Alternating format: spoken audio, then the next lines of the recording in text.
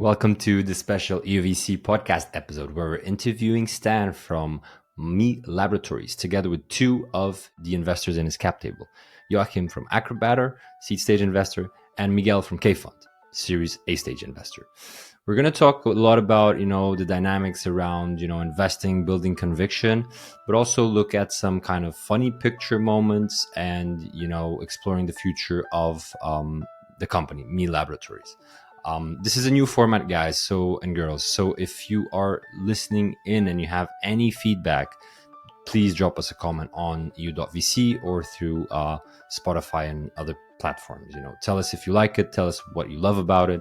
If you think we should dive deeper in specific topics such as deal making dynamics or company building dynamics, or anything that comes to mind, do give us that feedback so we can make more of these episodes, make them more insightful for you. And at the end of the day, that's why we're here. We want to, add value to you, the European tech investor. Enjoy. This was their finest hour. Tear down this wall. It's more than just an alliance. This is a union of values. Let's start acting. This show is not investment advice, and the hosts of this episode may be invested in the funds and companies featured. So today we have a special episode. With us we have Stan from MiLaboratories, and we're going to do like a really kind of different episode to our loyal listeners. We're going to really focus on the story of this company from inception to where it is today. And it is at a quite exciting state, at least in my opinion. So quick intro, Stan. Stan is the CEO and co-founder of MiLaboratories, a B2B biotech company focused on servicing bioinformaticians and biologists working in genomic research, particularly in academic and pharmaceutical settings. The company was founded in 2021. It's HQ'd in the US, 20 employees, and has raised roughly 9 million euros so far. Stan, welcome to the pod. Anything you want to add, or a quick kind of elevator pitch like one-liner on MiLaboratories? Well, you did great. Thank you very much for inviting. Everything is correct. I think today we have more than 20 employees. And although our headquarters is in the US, here we are on the European VC podcast because the majority of our human power actually located in Spain. And our R&D center and developers located in Spain, in the city of Bilbao, where I'm right now. Awesome. The beautiful city of Bilbao. And we also have with us a repeat offender of the EUVC podcast and a good friend, Joachim from Acrobator. And so for those that haven't tuned into those episodes, Joachim is the founding partner of Acrobator Ventures, 25 million euro fund HQ'd in the Netherlands, focused on the seed stage. They are global, but they have a focus on Europe and the US, and they're backing B2B software and software-enabled hardware companies. Some of Joachim's notable investments are Lemonade Health, Vital Field, Stepshots, Archimoto, Ready Player Me, a very well-known company, Tango, Color, Promo Republic, Easy DMark, MiLaboratories, the company we're talking about today, Barnally, and Stepshot. Joachim, anything you want to add? And welcome to the show.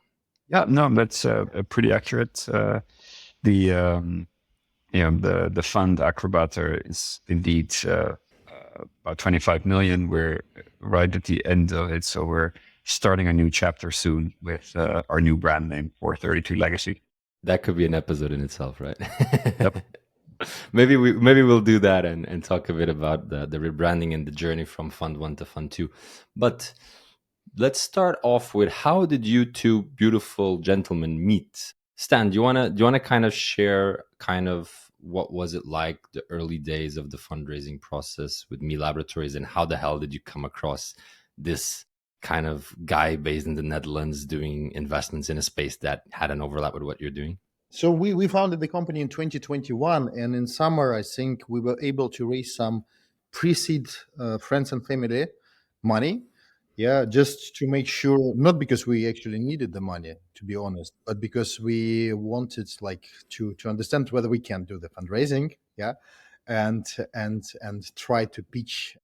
I'm a guy with a super deep technical background. I have PhD in theoretical physics. Many years I was working in quantum field theory. Then I switched to computational biology. So and then was doing research. And my the kind of research I was doing all my life is like theoretical physics is something where you're sitting down alone for many hours and writing on the papers, not speaking much with people. So we definitely needed this training just to speak with people and try to pitch your company what you're doing. And then we started our active seed fundraising process, trying to reach as many VCs as possible. Just everyone we could reach, we tried to reach and speak. We participated. That time it was a COVID era still, and it was quite good for us because with Zoom meetings you can reach more people. It's easier to jump on a call rather than to meet in person. So I think I did like around 70 pitches for different VCs, and no success for those. The good conversations we had were with the funds which we had direct interest, and Acrobator was one of such funds. So it's just because of our closest network. So we had friends who made an intro, and then we met on a call. I did my 50s or 60s pitch, and it went well. Although I remember that it was early in the morning, and for me it's not the time when I can do well. Not the most productive time. Joachim, same question, other side of the table. Other side of the tables. We were at the time in touch with Mubadala, Sovereign Wealth Fund in the Emirates. And it's actually their associate who went to school with Alexei, if I'm correct to say this, Stan, who said, hey, you should talk to my friend Alexei and Stan, that they're doing something cool. I think the thing that struck us is not so much that I understand or could understand what they were doing, is that fortunately we had also Ramon on our team, so understanding the technical side of what they were doing we were quite capable at. But the fact that we were talking to this team that just, from a research project turned into some kind of almost open source kind of command line software being used in all kinds of academic clusters in the world. And all of a sudden found them at the cross-section of COVID and big pharma needing to run tons and tons of beats for their vaccines was extremely compelling. And especially which continues to this day, their stance on keeping, let's say, product completely free for actually the largest parts of their users, which is the academic world. And then we have a third member to a fourth, counting myself, fourth member to our little party here, which is Miguel Arias. Miguel is GP at K-Fund, specifically Leadwind Ventures. So this is K-Fund's early growth fund. 225 million or so, AUM of the firm 650 million, HQ'd in Spain. The firm invests from pre-seed to Series B, so that's a big range. But Leadwind specifically, which is also kind of the focus we have today, is focused on Series A, Series B, so up to 10 million or so, I would say, right? Target geo, Southern Europe, LATAM, and focus is enabling technologies, so AI as a platform, data as a platform, IoT as a platform, et cetera, and then as a firm, some of the notable investments: Factorial, Exotica, Urbanitae, Barkaboo, Abacum, TLDV, extremely well known as well. And then as an early growth fund, Kibim, Sophia Salute, MiLaboratories, so who we're talking about today, and VoiceMod. Miguel, welcome to the pod. Anything you'd like to add in your intro? Hello, it's great to be here with all of you folks. Maybe it's good pointing out that before I became a venture capitalist, I was also an entrepreneur for many years, and I was actually building a company in the data analytics space called Carto. So when I heard about MiLabs, in a way, it was close to my heart. Let's deep dive into that. So we just heard a tiny bit about how Joachim and Stan met. What about yourself? How did you come to meet Stan and the MiLaboratories team? Yeah, I remember about that. I mean, we had a new member in our investment team, Nadila Vardana. She came from Speed Invest, right? And she was, of course, well connected to all the team at Speed Invest and all the companies of the portfolio. So I think through Andrea, so the partner at Speed Invest, we got the news of this great company of a bunch of very talented Russians out of Bilbao. I was like, what are those guys doing in Bilbao? So we wanted to learn more first from the geo perspective. It was interesting to us, but then of course around they were building a data platform for biologists, right? So that was also close to our thesis around enabling technologies. So we definitely had to meet them. Stan, what about a couple months after meeting Joachim and the team there, and that round coming to be, then you had your Series A, right? Which was quite recently. Can you remind me of the timing of it?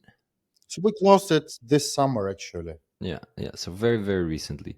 Can you share a bit about that fundraising process and how was that different from, what you just shared of your bunch of cold calls during COVID time and realizing cold outreach does not work?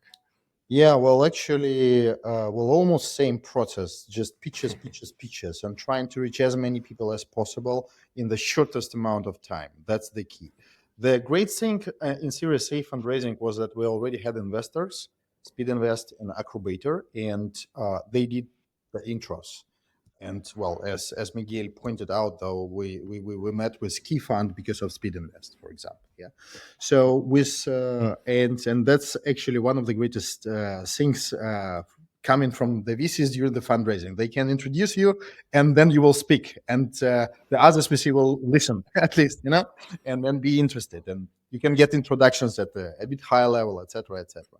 So in that sense, it was easier to reach and speak with the funds. And talking about the Key Fund, so for us, that was a great advantage that Key Fund is actually located here in Spain, yeah, and we can just meet in person. That's a big difference, and that's one of the big things I learned during the course of the business. So meeting in person and seeing people, that's very important to understand what other people, what they're doing, and what they want, what they can etc., etc. Super important. Joachim, question for you. For the investors listening in, and obviously there's a lot of early stage investors in Europe, so as such, we have a lot of early stage investors listening in. We just heard that intros from the cap table were really helpful for MiLaboratories, right? Any best practices you'd say for other early stage investors like yourself in the process of doing that? Because on the receiving end, you always receive a lot of recommendations from a bunch of people, and like everything in life, 80% isn't that good, 20% is interesting, and then 1% is actually something you act on, right? And so what kind of learnings do you have or examples of stuff you guys did right in the story of MiLaboratories that you'd share with others? We try to do what we ask of other people or investors, VCs or angels introducing deals to us, is to motivate why we're interested in this company. Why are we bullish about the company, the team, future? Because if you don't articulate that, then it just becomes a little bit too easy because you're just throwing things over the fence. And it's actually one of the biggest, biases and fallacies of this industry is that, well, if Miguel, sends me something already, there's already like a bias going like, oh, it's Miguel that sent it, so therefore I'm going to pay more attention. It helps, so you have to use it, but it's also, a danger, I would say. So that's my single thing is just really motivate with clear reasons why you're bullish about a company and a team. If Miguel, I may interject. I was going to ask you to comment. Yeah, please do.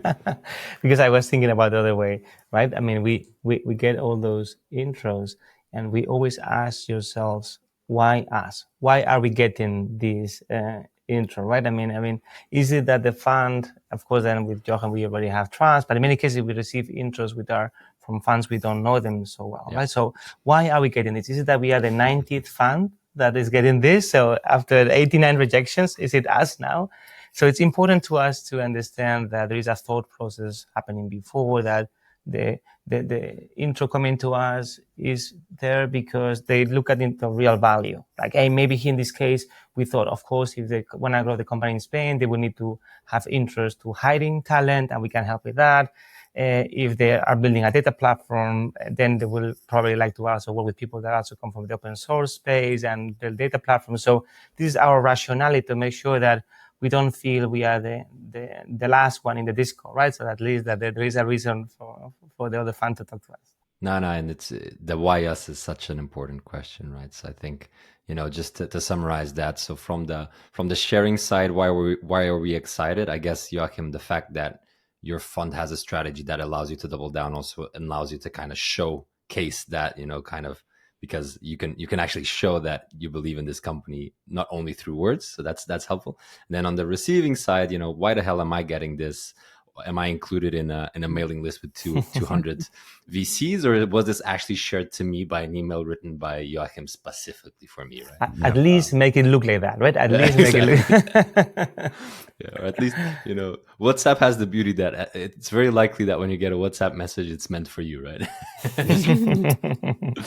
Stan, I want to go back to something you said around your journey as a founder fundraising. So you said something that we all kind of laughed and kind of smiled about, which was, given your background, that first kind of angel money that you got in was a good experience to start talking with people, right? Actually, to add to that, your business is also quite complex. Most people don't understand it within, I don't know, a 10-minute pitch. They need a lot of follow-up questions. So I'd love to ask you kind of a two-pronged question here. Like, as you reflect back on the seed fundraise and the Series A fundraise, like, what are kind of some of your learnings? What were some of your challenges, both given your professional background, so more technical background, let's put it like that, but also a very technical business. So that's because, and I'm asking this because, we love deep tech, we love supporting deep tech, and we have a lot of awesome deep tech happening in Europe. But, sometimes founders do struggle, some struggles that you might have felt and might have overcome. So I'd love to hear you out. For us specifically, there were, I think, two key things. One thing is just my personal, well, not only mine, but the whole team. We, due to our background, we are always underselling, So when I compare, when I see pitches from some US startups from, I don't know, YC, I see like huge overselling. Yeah. And we were the opposite. So always when we were preparing the first version of our pitch deck for the seed round, and we put like the labels of our customers on the slide, of our key big pharma customers. Our chief science officer said, "Oh, we can't do this. Never, no." Because they did not allow us to put this here on the slide. Well, if not, then what to show? Yeah, and we had to overcome this, and I think we succeeded. So we can show something, and now I think I can sell also for investors and for the customers, and that I had to learn. And the second thing is actually speaking about complicated things in simple words. So I thought all my life that this is my strong side actually, because I was here in the university, I was teaching students very complicated mathematics, very advanced physics, etc. And I always was able to find like simple words for very complicated things, but I need time for this. So I never tried to do this in like 5 minutes, 10 minutes. Sometimes you have a pitch for 15 minutes, or well, sometimes it's 5 minutes. I had this, and how to explain this very, very complex problem in a 5 minutes. So I struggled with this, and still I don't think that we are like super good at this. So still a lot of room for improvements. Reflecting how we did, I understand that this is very important. This is very important to, let's say, ensure that the opposite side at least understands that there is a problem in the industry. Maybe not in the very deep details, but it is that there is a demand. You need to show this. And second, you need to show that you have something really bulletproof, that you have something. You have an expertise and something to solve this problem. Are you more comfortable now with taking liberties with the technical correctness of the description of what you do? Because I think that's a fallacy of or difficulty for very technical products and technical founders, that they want to be very correct in how they describe something, and not just. Sometimes you just have to go like, okay, let's dumb it down even further. Really like, dumb it down. We're doing this for that, and I know it's not completely correct, but at least you get it. Yeah, that's true. Now I can do this. Now that's not only for VCs, that's for customers as well. So, there are a lot of funny images. You build a great product, and this is how the customer use it, So VCs are low in that trophic pyramid, right? We have the dumpers and then the customers, and exactly. it goes up. Exactly. Similar with tech literacy as well, funnily enough. Stan, on that note, for those listening who want to learn more about MiLaboratories, give us a quick understanding of what is the company, what does it do, dumb it down, please. Yeah, well, so how much time we have? I want 5 minutes. Less. something like that. We're flexible. So we are a software company, and we are building a software platform for computational biology. The modern medicine is actually based on the data, genomics data, primarily the data generated, the DNA data, RNA data.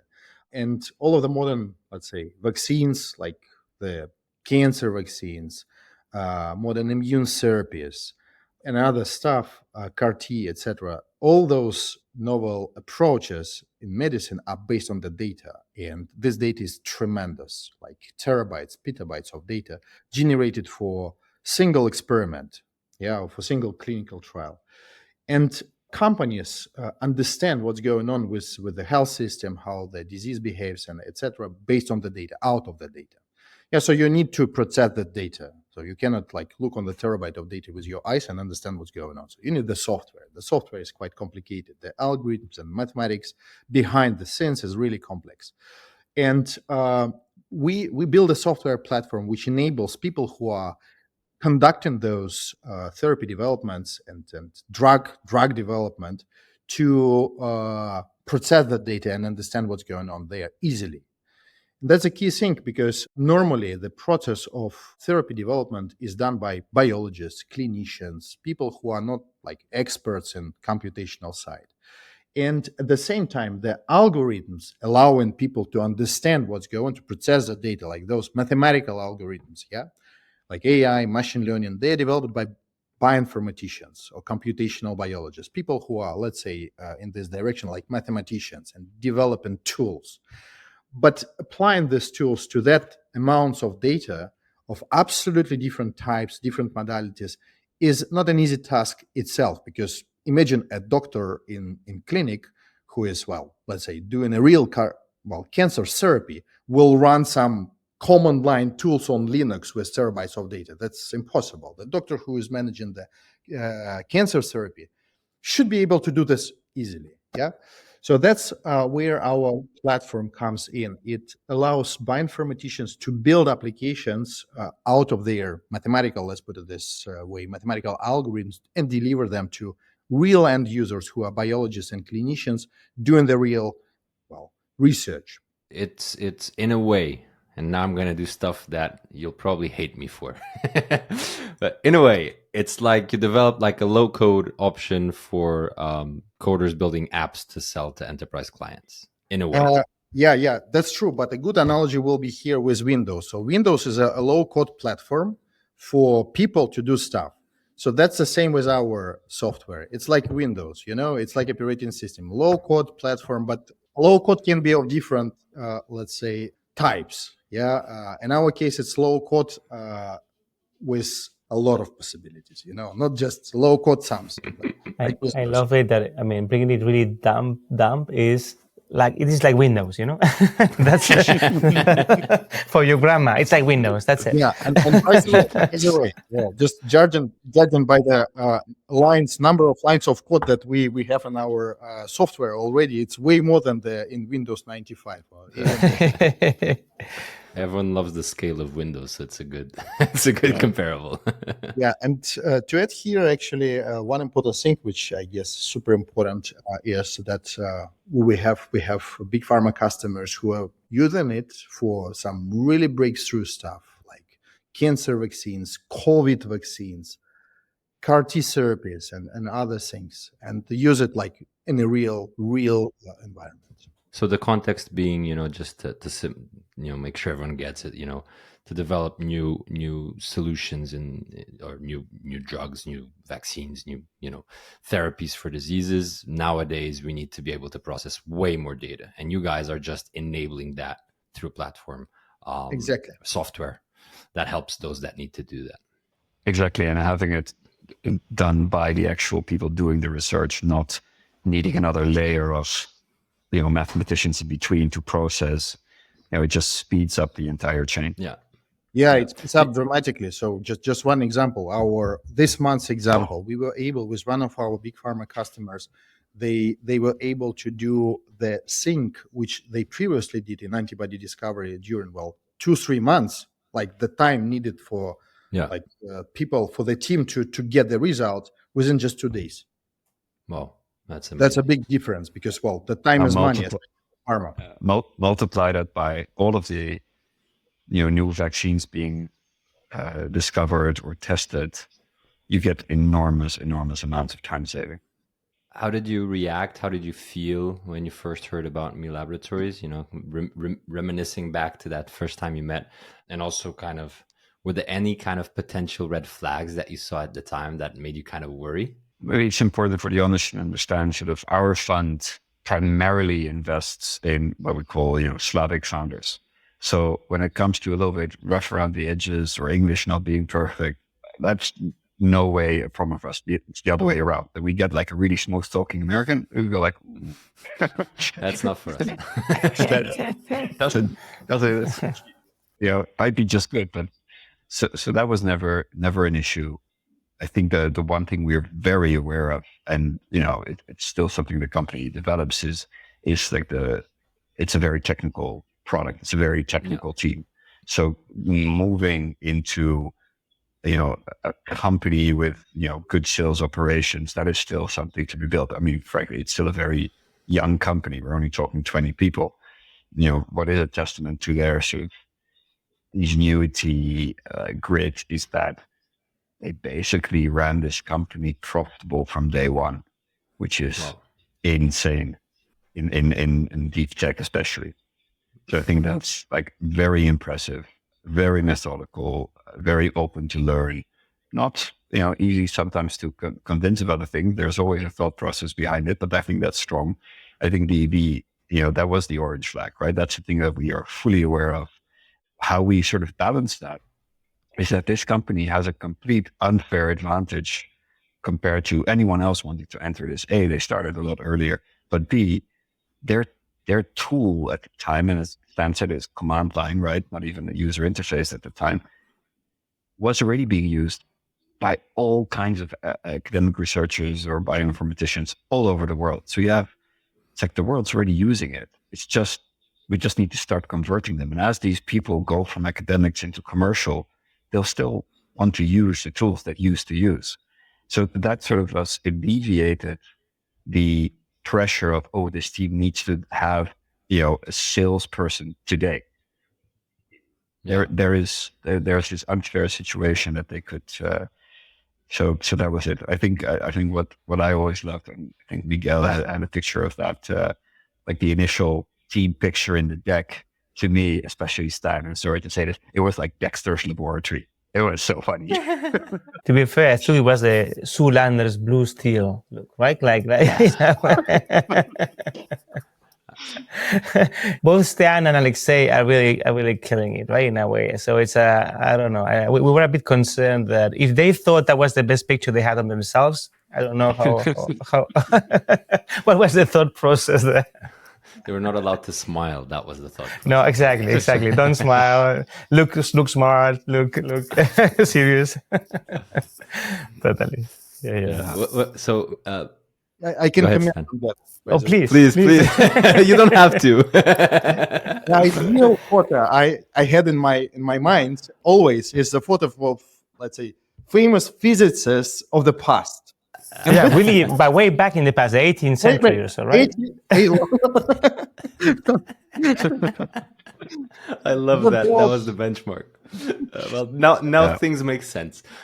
Hey, David, it's funny if we told them, hey, please, for the announcement, could you please do a different picture, right? And then they did one and really more startup-y. So if you could pull that one up for a second. There you go. So we're like, finally, okay, smiles. But you can see that Dmitry Churakov is wearing the AirPods, which is insane. Why would he do that in the picture? That's true.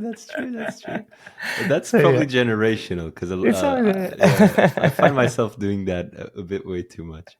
But I think we all agreed that this looks way Yeah. This is fundable. This is a very fundable company. There you go. Miguel, aside from, pictures aside and jokes aside, of course, it does play a role. Of course it does, right? First impressions when you first met the company. By the way, so Series A was closed during the summer. How long was that process? When did you meet the team? When did you start kind of diving into it? No, it was a quite fast process, no more than 1 month and a half, 2 months max, right? From the first initial intro from Speed Invest to meeting the team in Bilbao to then doing the whole process and an expedited due diligence. So around 2 months max, all in all, right? The whole process. And from our side as a fund, we were getting more and more familiar with health tech and with biotech, right? Which was not so much our turf a while ago. So we had some companies like IMOU being there in the space, Kivim, so both around precision medicine, using more data at scale. So that was in a way, and we were talking more to pharma too, right? So that was happening in our head. And we had also looked a lot around Sequera, which is in a way also in the same space. So we had some initial understanding, at least basic understanding on what they were doing, which was critical. If not just from 0 to 100, it's very hard to do that, right? And then when you were talking before about the product and how Stan was picturing it, it's always important that you try to make the analogy from your own experience and what excites you most as an investor, right? To get conviction. And this idea of bridging this gap between two different worlds, the bioinformaticians and the biologists, was in a way very close to our own thoughts as when we were building Carto around closing the bridge between GIS specialists and business users, right? So then we could somehow start to put each of the pieces in the same analogy. So then the FASTQ files are the geospatial analytical data. Then the MeXR is the ETL tool. Then the blogs are the geospatial analytical engine. Then the Platforma is the visualization engine. And by doing that, you could then put things in places, not totally perfect, of course, right? And I'm sure Stan would say this is not exactly that, and that isn't exactly this, but it helped us to understand what is the company that's been built, and what is the chasm they try to bridge, right? And that was very important to us to take the decision, I would say. The other thing we liked very much was, and I think Joachim pointed this out, this open source base and this lots of academia love is something that's really great, because then you can start building upon that, right? And when we looked into the company, it had one of the strongest tech arms we had seen for the stage, and one of the weakest sales arm we were seeing at the same point, and they were selling nonetheless, right? So then we thought, oh, maybe we can then help with our experience and our connections to make this arm stronger. Well, this is already amazing, right? So that was a bit our idea. It from the outside, it's so funny because it feels so. Yeah, I don't want to use any kind of not well received terms, but it feels weird in the sense that it's a very strong technical team with the weak arm being the sales. However, it's profitable since day one. So like it's very funny to hear that. It's so weird. It's so interesting because it feels like a duality that cannot exist. Right? I know there's an English term for that. Stan, do you want to comment on that or the open source kind of approach as well? Yeah, well, the strategy is super simple. So we always used to rely on ourselves. Yeah, when you rely on yourself and building the business, you are focusing on the business. You calculate the numbers. You understand that the type of the product that we are building is a long story. Yeah. So you need to keep some fuel always, and that's why we tried to be like really precise on what we are doing, how we spend money, etc., etc. We did zero marketing. Yeah, and we had customers, we had revenues, growing revenues. With absolute zero marketing, only organic, only inbound, which is now a very bad thing, a weak point, which we are changing, and all our efforts right now invested into, let's say, building the second arm. That's extremely important for to scale the business. Yeah. But yeah, that's my advice actually to all founders. Always try to be not at least profitable, yeah, but always calculate the numbers. Be careful. At one day, if you have 1 month of runaway, what you do? Yeah, I can't imagine what we will do if we have 1 or 2 months of runaway. And talking about the open source, that's a huge part of our business, of our product. Since we have all of the founders have academic background, and we were doing things in academia, we did a lot of papers in Nature Methods, Nature Biotechnology, very well cited, a lot of citations. So we gained some traction in academia, and we understood the public people in academia very, very well. And it's super obvious that if you do a good thing, if you build a good tools and provide them to academia for free, you get traction, etc., that will result in a good business indicators. And that's a part of our business model now and for the future. We provide our software absolutely free for academia. We speak with academia people because the majority of top-notch things developed in the industry are actually developed in academia. Today, every day you have a nice publication in Nature with some new super important, super breakthrough algorithm, how to get like something out of it, etc., etc. So the ideas are generated in academia. If you work with academia, if you leverage this, you will succeed. To add to that, some of these academic people will then end up working in corporates, and then they bring the usage of Platforma or MeXR with them, right? So it's you are doing marketing in a way by doing that for free, and it's going to provide value in the future. Okay, I want to wrap this section up by just kind of with the topic of conviction, right? Because we love to say in venture it's a conviction business. I built conviction on this space on that company. So Joachim, what was the moment that really allowed you to have conviction on investing in MiLaboratories? I think the nice thing for us is we're a fund. We call ourselves a first one ticket fund. It's like we either go in or we don't, and we truly try to understand like whether something can be an outlier. And that is what we kind of sensed in our first conversations because of what they have built, how it was already spreading in the academic world, then the interest of big pharma in developing their COVID vaccinations, the fact that they need to come to this team that is hardly, there's hardly a company actually there, was quite astonishing. And then we asked the guys to introduce us to people using their MyXR, just to understand from them how they see it today and in the future. Try to get that feedback from them. Is like how they see the role of this the ability to analyze this data quickly, how that will shape trials, how that will shape research, and ultimately new vaccines. Even to a point that maybe that's too simplistic to say, but as we're progressing, we'll get more and more into truly personalized medicine. Well, one of the bottlenecks, of course, is analyzing, sequencing and analyzing your DNA and the effectiveness of treatments.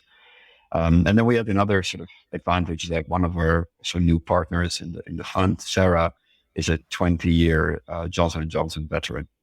So she's been all over the place. So she could give us a perspective from high corporate strategy to the clinical trial and the clinician side. And then, like we said, the data and user-based mode that they had. And that was enough for us to say, okay, we want in. Initially, we even lost the lead, but fortunately, we got back in.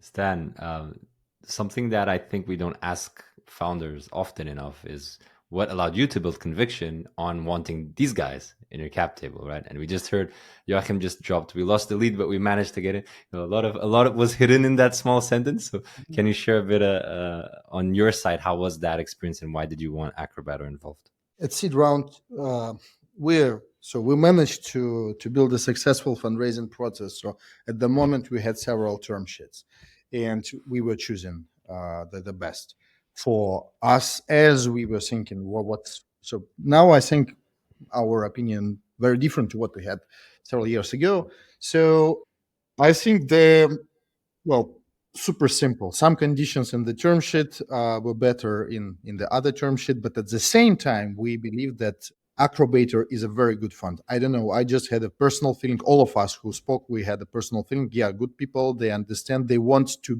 go deep into this, not just take my money and that's it. Yeah, and that was very important. And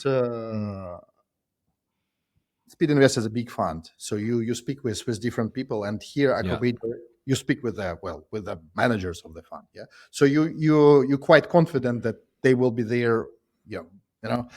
etc. So that was important, and we managed to reorganize the structure to make it work. So what you're saying, to use the lingo that the investors like to use. So what you're saying is that you kind of like that it was a more kind of smaller focused fund in a way, and also that they had this more hands-on, let's call it that, more hands-on approach, and that's actually, you valued that in a way. Yeah. That's good to hear, I think, for the investors out there listening in. Miguel, same question, different time period. What was the conviction building moment for you? I'm sorry to disappoint you all. I never have 100% conviction in anything. So I'm maybe when we do the IPO, I will just deny saying this, and you need to raise this podcast, right? But it goes with my personality. I hope we can do that, Miguel, by the way. I'll be a very happy camper. Exactly. So it goes with my personality or my experience as a founder. I always see the thin line between success and failure, right? So I always see the glasses both half full and half empty, and I need to live with that. I would love to be just the 100% crazy conviction person. I'm not, right? I'm always doubting and cheating and doubting and cheating. So the questions that we were having to making to ourselves were a bit of how will these founders beat the odds, which are massively against them? Right? I mean, how will they beat the odds, and what could go right? What could go right? Because so many things could go wrong, but what could go right? That's the key question, right? And then with these two things in mind, we talk to experts, right? I mean, experts in the field say, hey, do they have the reputation, the team? They have access to right scientists and bioinformaticians, and so can they attract the right talent? Can they sell? And we saw that Stan could really sell. Can they transmit this founder mode selling to others?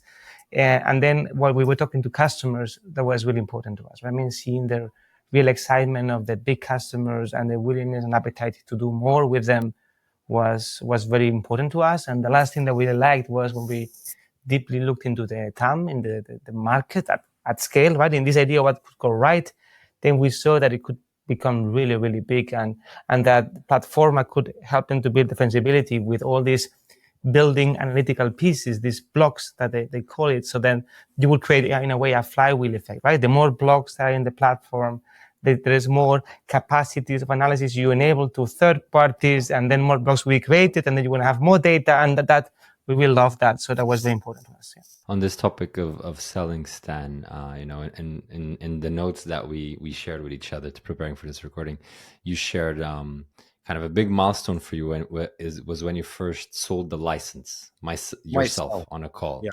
Do you want to share that story and that experience? Definitely. As I said, we did zero marketing, zero active sales. So all the leads and everything we had was inbound. And in the beginning, we processed those inbound leads very, very purely. We just sent the invoice and the quote. Our pricing model at the beginning was like a shit. Really, it was like $2 for the license. I don't know. We sold the license for. Sorry, yeah, we sold the license. I remember one of our largest users. It was a company in Japan. Yeah, they processed tremendous amount of data and paid us $1,000 per year. Yeah, and so wow. This was complete offline. Yeah, we want your software. Nice. Yeah. What one user seat? Okay, one user seat, $1,000. So after the seed round, we realized that we need the price should be quite different, especially a little bit more. Company, yeah, a little bit more. That's for those listening in. That's Acrobator knowledge there. Very very insightful. You value add right there. Yeah. So we raised the price 10x. Then we realized when someone reach you and want to buy your software, you send the license for, $50,000 or $100,000. They will never pay you. You need to talk with someone. At least organize a meeting and present the solution, show the value, because otherwise people will not send you 100K just over the email. And I started doing this, and the first time that was a call with a startup company as our very good customer today. And right now it's that time it was a startup with just pre-seed money, and now this is a startup with 150 million of Series A closed this year. So a good company, a good traction. And the guy was on the call, and I was like, I prepared the presentation and everything. I was like explaining how our software is good. And then he asked, okay, what's the price? What's the price? And I was like, the first time I was calling this big number for me. Yeah. So this is the price. And he, okay, can I pay with card? And I go, wow, it works. It works. It works. It works, you know? So then I realized that, yeah, that's possible. And then we raised the price 2 times actually from that point, and still it still works. Let me add some more value add as a VC. There is another thing for entrepreneurs that should always have somewhere, which is the absurd price somewhere. So that then at some point when somebody asks you, but I want everything, I want all you can eat with all the features, everything, then you take out the absurd price, and that's like 10 times the price that Stan just said. And sometimes it's also accepted. So you should always have this in somewhere hidden. Yeah. Yeah. So I was actually looking back to our journey building our company. We had the exact same moment where someone was willing to pay an absurd amount of money for what we thought was like a very basic service. And here we are a couple of years after, and we've built a business out of it. So yeah, it's very cool. I think that's a very, very keen observation, Miguel. Okay, guys, I need your help with a very kind of unusual request, which is I need your help to explain what this is about. And to those listening on Spotify, Apple, or other platforms, we're looking at some pictures here. So tune in on EU.VC so you can see the video. Stan, do you want to comment on this? You seem very busy here and not selling to clients. A guy with PhD in theoretical physics with a huge academia and everything, working with the cement, like quite dirty stuff in the very strange place, by the way. If Joachim can comment on that. Well, I was doing a hard job for our company. I was preparing the office for, not this office, now we have a very nice office in Bilbao, but that office in a city of Tivat in Montenegro. And I was repairing everything, the floor, the walls, windows. I had to do this myself. You see, CEOs have to do everything. Exactly. Yeah.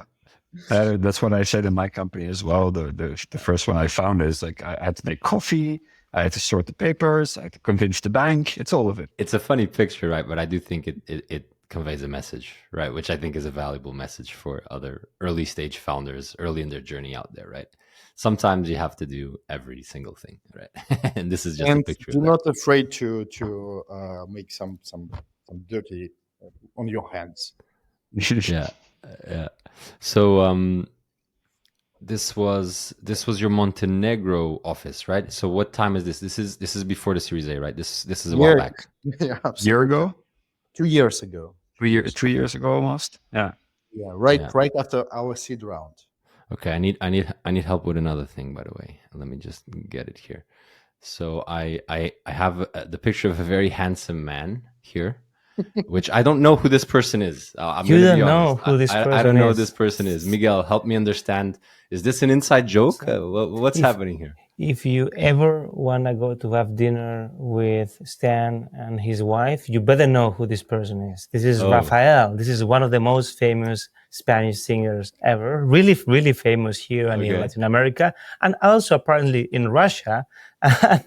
And Stan's mother-in-law is the head of the fans of Rafael in Russia. Really? So yeah. That is. That's the reason we invested. Actually, we invested in MiLabs because So that's the one thing you have conviction on. That's a funny thing. Yeah, and I have this. It's translated to English. So this is said page. Is that it, Stan? Yeah. So last Saturday we were on a concert of Rafael here in Bilbao. Yeah, and this is a reportage prepared by my wife for the Russian-speaking community and the fans of Rafael in Russia. Well, you got to meet Rafael in person, right? So it's hard, He's a star, and I'm just a small entrepreneur. Yeah. Wait for the IPO then. Yeah, exactly. I was going to say that. Yeah, they'll meet when Stan rings the bell, right? Let's hope. Let's hope so. Okay. A bit of fun there also to show that investing is also very personal, and that's part of personally why I love this industry. We heard two words thrown around that I think it would be interesting to kind of clarify, which was Platforma and MeXR. So, what is this, Dan? Initially, MeXR is our first product. It's the software for processing T cell and B cell next generation sequencing data. Let's put it this way. Well, this is the software which you use to analyze DNA sequences of immune cells. Let's put it this way. It's a very, very complicated mathematical software used by bioinformaticians and computational biologists just to do the job. You run it on the black screen in the terminal to process gigabytes and terabytes of data to get understanding what's going on with the immune system, etc. We developed the software, the basement of the software during our academic years, and the whole our academic experience is actually the basement of what we are doing in this industry. Yeah, and that was our first product, and still our key product today, one of the key. And Platforma is the Windows that we spoke before. That's our new product, a very big thing. So MeXR is the software used by bioinformaticians and computational biologists in the black screen to do the analysis, complicated stuff. And as I told before, the real people who are conducting the research are biologists and clinicians. They are not capable for running black screen and go into the cloud or HPC cluster to run this stuff. That's why we built the Platforma, where you can run MeXR, and not only MeXR, but a variety of different tools like MeXR for different types of analysis of genomic data to understand what's going on. And Platforma allows other people to build applications like again, Windows or OS X allows others to build like rich applications, not just no code stuff, but the real rich applications which will speak with the user. The end user is the biologist in biological language, and allow him or her to do like the real deep research and understand what's going on interactively, easily, with the help of artificial intelligence. I don't like, so the first time I'm this year. First time? Yeah. Actually, yes. Yeah, it's weird how little. Yeah. Oh, we can to get the value out of the data. And our user base and our traction in academia is because of MeXR. So that's what we built initially. Everybody uses it, etc., etc. And also having this traction and this large user base, it allowed us, and being the researchers ourselves in the past, it actually allowed us to understand what are the key bottleneck in the industry. So that's why we built Platforma, because we see this every day. And is it also maybe correct to say that without Platforma, an actual sort of your ICP, your ideal customer, is super narrow because there's very few actually users with the capability or people with the capabilities of using MeXR. Whereas Platforma, all of a sudden, it opens up. So super simple, an analogy. Let's say you have a department in the pharma development, I don't know, new cancer vaccine. I'm oversimplifying. Okay. So, and this department has, 20 people. The data processing, they generate terabytes of this genomic data. Then you need to process the data. There is one person in this lab, or even a separate person in different department, who will run the analysis for those people, for that group, And it takes time because, people have other things to do, and processing the data, the guy who is processing the data, that's not a part of in many cases, that's not part of his job. And other people who generate the data, they are waiting when he will complete the analysis. He is making some mistakes. They want other things to see, other, features of the data, etc., etc. So we had one user. And now with Platforma, everyone in the department, everybody can do this analysis himself, absolutely easily, with interactive interface, and get all the results and all their insights even more quite fast. So we're running out of time, unfortunately, but I want to cover one topic before we wrap things up, and that's challenges and lessons learned, right? And, Joachim, I'm going to start with you because you share something that I find really cool, which is, around this topic of making sure, in your case, your portfolio companies are comfortable sharing their struggles and kind of allowing them to be comfortable in leverage in using you in a way, right? And benefiting from your existence. I'd love to hear your comment on that, because you mentioned that as kind of a challenge / lesson learned as well. Yeah, I think it's the biggest. I'm very aware of, the perceived relationship between founder and investor is sort of like this. And I've been a founder myself, and the trap I fell into is this: I can't really show that I'm unsure about something because otherwise they don't trust me anymore. Whereas the opposite is actually true.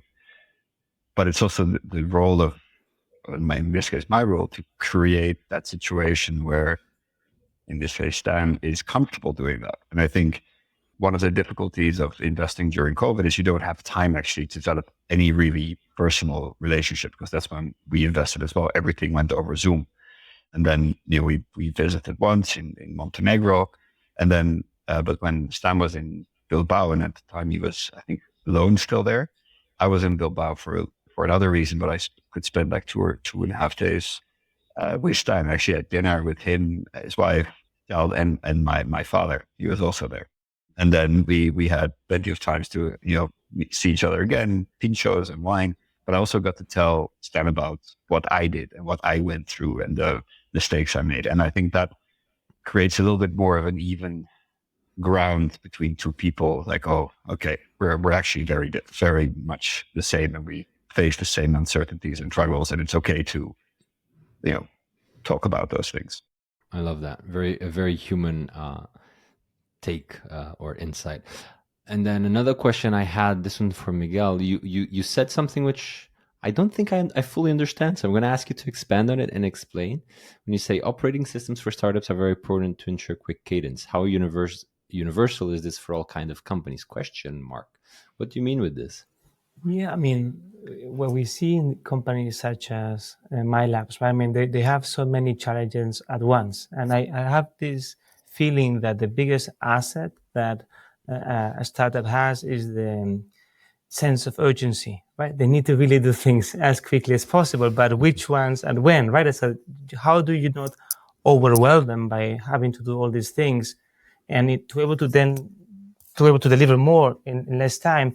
I do think you need an operating system as a company, right? You need to have a cadence of meetings, a way of sharing the information with your investors, with your employees, with your customers, and put things in place at the right time. When you do this part of marketing, when you do a product release, when you do a sales kickoff, etc. And many of them are quite transversal to different kind of companies. Even a company as complex as MiLabs needs probably many of the same kind of tools and cadences and an operating system in a way than any other startup, right? So what we're trying to do over the last weeks, working together with Stan, Alexei, and the team, is to put all this operating system, the 2.0, of course, there was an operating system in the seed stage, and it needs to be updated to the new stage of the company, right? So that's what we're trying to do, right? I mean, working closely with the company, because we have done it ourselves, but we've seen it being done also many times. So we can maybe accelerate that process so that Stan doesn't need to decide, I'm going to put this CRM or this other. I'm going to just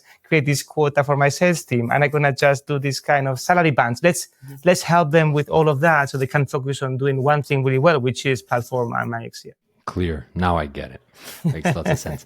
Stan, before we say our goodbyes, I'd love to wrap this up with a very broad question for you, which is, what's the future like for MiLaboratories? The future is great. We like to hear that as investors always. You right? sounded like a YC founder pitching there. Well, actually, to be honest, what we are building and how I see our company, I will not say in how many years, because I don't know the answer which you will like, but definitely I see our product as a critical component for any kind of R&D in medicine and therapeutics. And when people will, in a couple of years, when people will, say computational biology or bioinformatics, they immediately will think about Platforma. Yeah, like now you're talking about, I don't know, whatever operating system, your Microsoft Windows, or I use Apple, but still, you get an idea. Yeah, that's like in a layer for doing stuff in this space. That's great. Like, bottlenecks are usually the greatest investments because they're essential. You can't take them away because people will freak out, and they remain a bot. It's not because you solved it once that it's gone. It's always a bottleneck, but now it's a functioning one. Stan, Miguel, Joachim, I really enjoyed this episode. It was really fun to learn a bit more about MiLaboratories, of course, Stan as well, but also like the story around the investments and how it came to be. I'm a huge fan, Stan, by the way. I love what you guys are building. I'm always clapping on the sidelines, so wishing you the best of luck. And if we can help in any way, just reach out. To our listeners who are listening in, this is a new format we're doing where we're bringing a company and some investors. If you love it, drop us a comment. If you hate it, remain quiet. But if you have recommendations for improvements, like should we dive into more detail around the deal specifics? Should we deep dive more into Stan's challenges in building the company? So drop us a comment. We'd love to know so we can make these episodes always more insightful for you. And yeah, guys, had a blast. Thank you for your time. Thank you for taking the time to prepare, and it was great to see you. And have a good one. Thank you so much. Thanks, David. This was their finest hour. Tear down this wall. It's more than just an alliance. This is a union of values. Let's start acting.